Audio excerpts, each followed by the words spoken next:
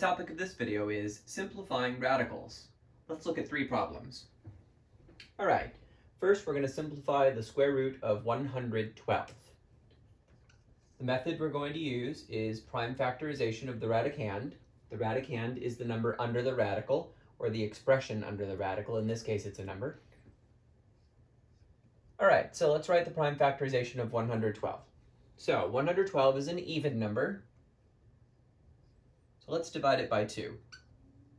2 goes into 11 5 times. 5 times 2 is 10. Subtract, and we get 1. Bring down the 2. 2 goes into 12 6 times. So 112 is 2 times 56. 2 is a prime number. It cannot be broken down any further. But 56 is composite. We could write it as 7 times 8. 8 can be written as 2 times 4. And 4 can be written as 2 times 2. So we can see that the numbers at the end of the branches are our prime leaves, and they allow us to rewrite our number 112 as 2 times 2 times 2 times 2 times 7. Now, this is a square root. The index of the radical is 2. It's a hidden number in this case. We don't write the 2, but we understand that it's there. So that means we need to make groups of 2 where the factors match. Each group sends one representative out to multiply. So outside, we're going to have a 2, a second 2, and inside, we're going to have this unpaired 7. Now multiply the outside stuff separately from the inside stuff, and we got our answer, 4 times the square root of 7. Okay, let's move on to our next problem.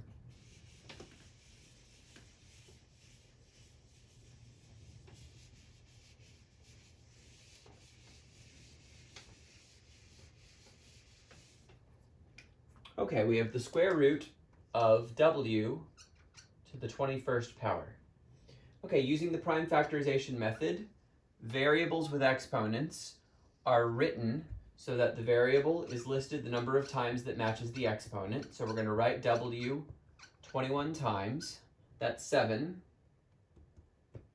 8, 9, 10, 11, 12, 13, 14, 15, 16, 17, 18, 19, 20, 21. And just as before, we're dealing with a square root. The index is 2. So we need to make groups of 2 out of these 21 w's.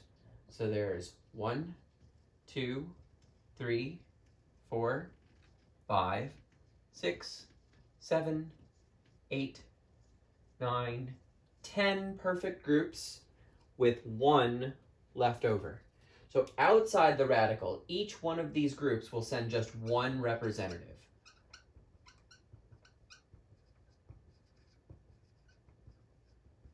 So there are 10 w's on the outside, and then there's 1 w left on the inside. 10 w's all being multiplied can be written as w to the 10th power times the square root of w, and this is our final answer.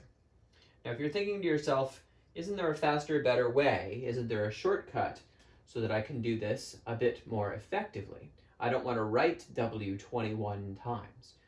The answer is yes, there is a shortcut. So whenever you're dealing with the exponent on a variable under a radical, the shortcut is to take the exponent on the variable and divide it by the index of the radical using long division. So 2 goes into 21 how many times? 2 goes into 2 once. 1 times 2 is 2, and we subtract to get 0. Bring down the 1. 2 goes into 1 0 times. 0 times 2 is 0, and subtract and get 1. With nothing else to divide into, this 1 is the remainder. It's what's left over. Now I want you to notice the 2 numbers that we have here. 10, which is the result of the division, is the exponent of the outside variable, and 1, which is the remainder, is the exponent of the inside variable. So 10 remainder 1, because this w remains inside the radical, if that helps you to remember it. We will use this shortcut quite a lot. It is a very useful skill to have. All right, that brings us to our third and final problem. The fifth root of 32 y to the 15th power. All right, here we go. The 5th root of 32y to the 15th power. Let's make a factor tree for 32. Well, 32 is the same as 4 times 8. 4 is 2 times 2. 8 is 2 times 4. And so we find that 32 is made up of 5 2's all being multiplied. And so we can write this as 2 times 2 times 2 times 2 times 2 times the y to the 15th power.